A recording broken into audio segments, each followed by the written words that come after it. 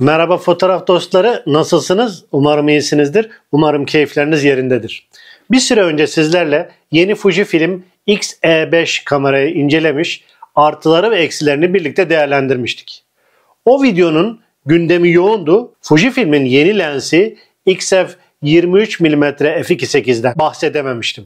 İşte şimdi vakit geldi. Artıları ve eksileriyle bu lensi merak ediyorsanız hadi buyurun.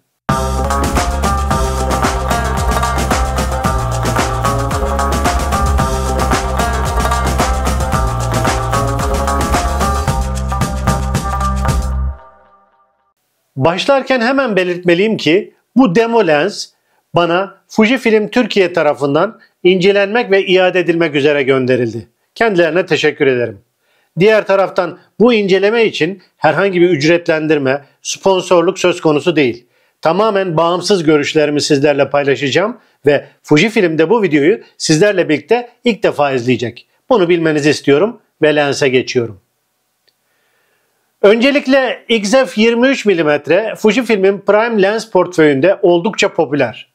Çok eski 2013 yılında piyasaya çıkan 23 mm f1.4 vardı. Sonra 23 mm f2 geldi. Sanırım 2022'de de 23 mm f1.4'ün yeni versiyonu çıktı. Ayrıca X100 serisinin üzerinde yerleşik bir 23 mm f2 lens de var. Bütün bunlara ilave olarak şimdi de 23 mm f2.8 Pancake lens geldi. Yeni lensin etiketi 23 mm f2.8 RVR. Bildiğiniz gibi buradaki R diyafram halkasının lensin üzerinde olduğunu ve VR harfleri ise lensin hava şartlarına karşı dayanımlı olduğunu ifade ediyor. Bu noktada lensin bir LM yani lineer motorlu olmaması dikkatimi çekiyor. Umarım birazdan yapacağım testlerde bunun eksikliğini çok hissetmeyiz. O halde gelin lensi incelemeye geçelim.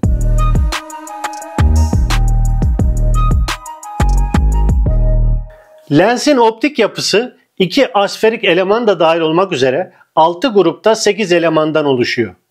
Pancake yani ufak bir lens olarak tasarlandığı için diğer 23 mm'lerle kıyasladığımızda lens fiziksel olarak küçülmüş. Boyutları ise 61.8 mm çapında ve yaklaşık 23 mm yüksekliğinde. Filtre çapı 39 mm. Fiziksel küçülmenin yansıması olarak ağırlığı da etkilenmiş. Dolayısıyla elimizde 90 gramlık bir lens tutuyoruz.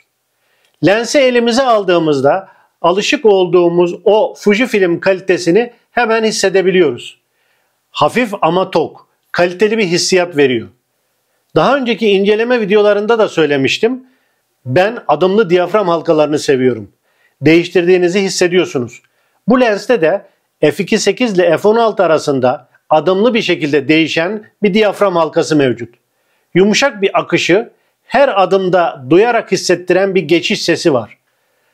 Diyaframı f16'dan daha ileriye doğru çevirdiğinizde otomatik diyaframa geçiyor ve burada kilitleniyor. Tekrar açmak için kilitleme düğmesine basarak geri çevirmeniz gerekiyor. Pancake tasarımın bir gereği olarak lensin oldukça ince sayılabilecek bir netleme halkası var.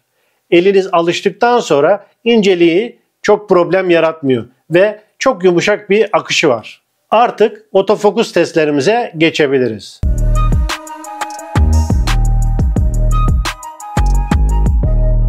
Lensin en yakın netleme mesafesi 20 cm.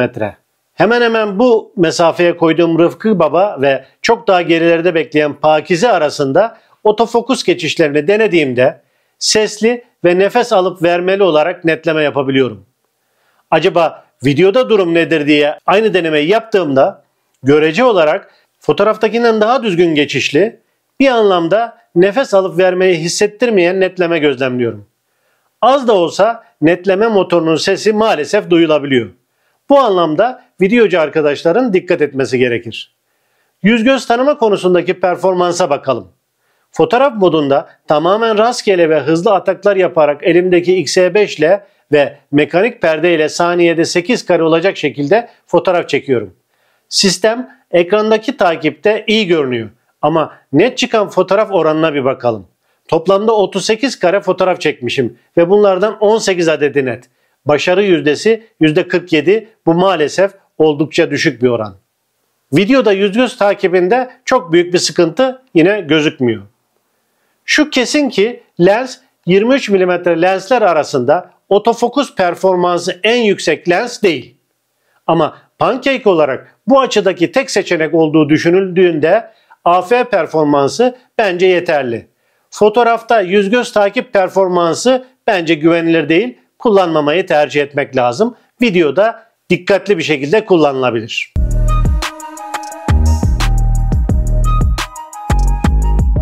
Her zaman olduğu gibi bir referans oluşturması açısından en keskin diyafram açıklıklarından birisi olan f8 değerinde bir fotoğraf çekiyorum.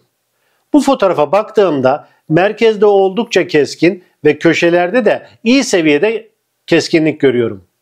f2.8 diyaframda çekilmiş fotoğrafı %100 büyüterek referans fotoğrafla karşılaştırdığımda merkezdeki keskinliğin aynı derecede güzel olduğunu görebiliyorum. Köşelere doğru gittiğimde köşedeki keskinliğin de iyi derecede olduğunu görüyorum. Belki çok küçük bir keskinlik azalması var ama %100 büyütmede dahi fark etmek zor. Bence başarılı. Yine referans fotoğrafı f16 diyaframda çekilmiş fotoğrafla karşılaştırdığımda merkezde çok az bir keskinlik kaybı gözlemleyebiliyorum. Köşelere doğru gittiğimde benzer bir keskinlik kaybının köşelerde de olduğunu görüyorum. Bu sefer de en açık diyafram f2.8 ile en kısık diyafram f16'yı karşılaştırmak istiyorum. %100 büyüterek baktığımda hem merkezde hem de köşelerde f2.8 diyaframın daha keskin sonuçlar verdiğini görebiliyorum. Buradan ulaştığım sonuç lens f16 diyaframda kabul edilebilir seviyede keskinlik verirken en açık diyafram f2.8 dahil olmak üzere tüm diyafram değerlerinde merkezde oldukça keskin, köşelerde de iyi durumda.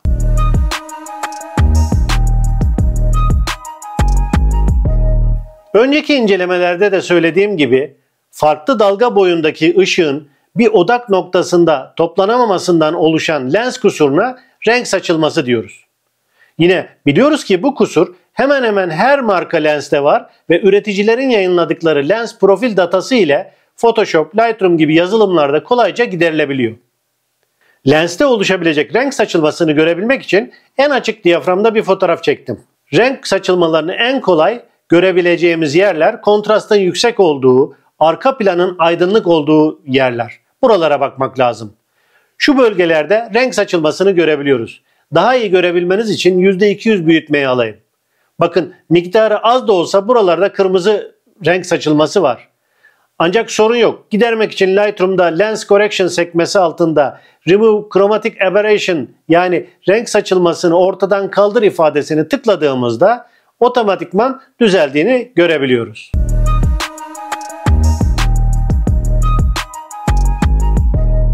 Lensimiz 23 mm. 1.5 crop çarpanla değerlendirdiğimizde full frame'de 35 mm'ye karşılık geliyor. Standart açıya yakın bir geniş açı olduğu için fotoğraflarda çok fazla geometrik bozulma etkisi beklemiyorum.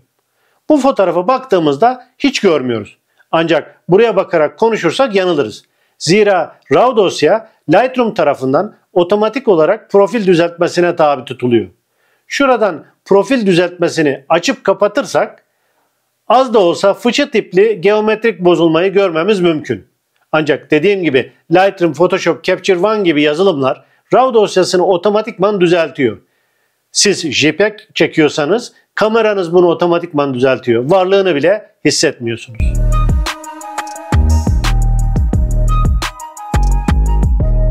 Lensin köşe kararma yapıp yapmadığını görmek için balkonumdan bir fotoğraf çekiyorum. Ekranda gördüğünüz gibi köşe kararması yok. Bununla birlikte şuradan profil düzeltmesini açıp kapatırsak RAW dosyadaki köşe kararma miktarını görmemiz mümkün. İyi ki profil düzeltme dosyaları var. Lightroom, Photoshop, Capture One gibi yazılımlar RAW dosyasını otomatikman düzeltiyor. JPEG çekiyorsanız kameranız bunu otomatikman düzeltiyor. Yani köşe kararmasının da varlığını hissetmiyorsunuz bile.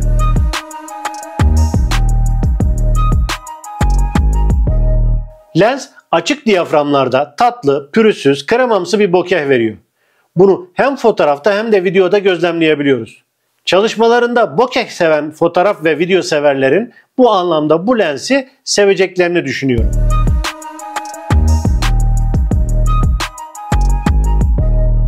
Lensleri doğrudan ışık kaynağına yönelttiğinizde bazen lens flare, Türkçesiyle mercek parlaması adını verdiğimiz ışık yansımaları ortaya çıkar.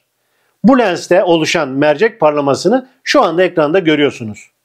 Benzer şekilde lensi en kısık diyafram değerindeyken ışık kaynağına tuttuğumuzda ışık yıldızı oluşturur ki bu da şu anda ekranda görülebiliyor.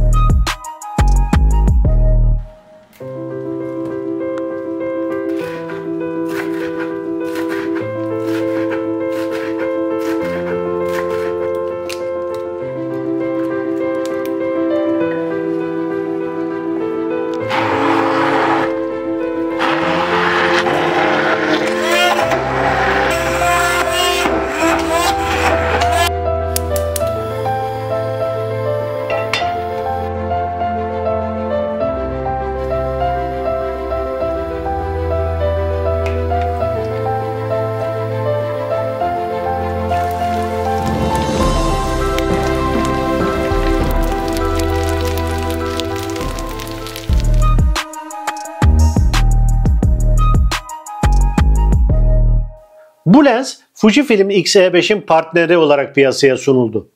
Bununla birlikte özellikle pancake yani küçük olma özelliğiyle diğer gövdelere de iyi bir partner oluşturabilecek kapasiteye sahip. Özellikle otofokus ve yüz göz takip konusunda Fujifilm'in iddialı prime lensler listesine giremez. Ama keskinlik konusunda bence sıkıntısı yok. En açık diyaframdan en kısık diyaframa kadar merkezde oldukça köşelerde de iyi sayılabilecek seviyede bir keskinlik veriyor. Tam seviyesini anlamak için 23 mm f1.4 ve X106'daki 23 mm f2 ile karşılaştırmalı testler yapmak gerek ama şu anda elimde yok. Benim hislerim onların çok gerisinde kalmayacağı yönünde. Ben özellikle sokakta küçük bir lensle kendini kaybettirmek isteyen arkadaşlar için açısı, keskinliği ve boyutları ile iyi bir alternatif olacağı kanaatindeyim. İşte böyle. Bir inceleme videosunun daha sonuna geldik. Umarım beğenmişsinizdir. Umarım işinize yarayacak bilgiler verebilmişimdir. Destek olmayı düşünürseniz abone olmayı, bildirimleri açmayı, videoyu beğenmeyi ve paylaşmayı unutmayın lütfen. Katıl butonu, teşekkürler butonu emrinize amade.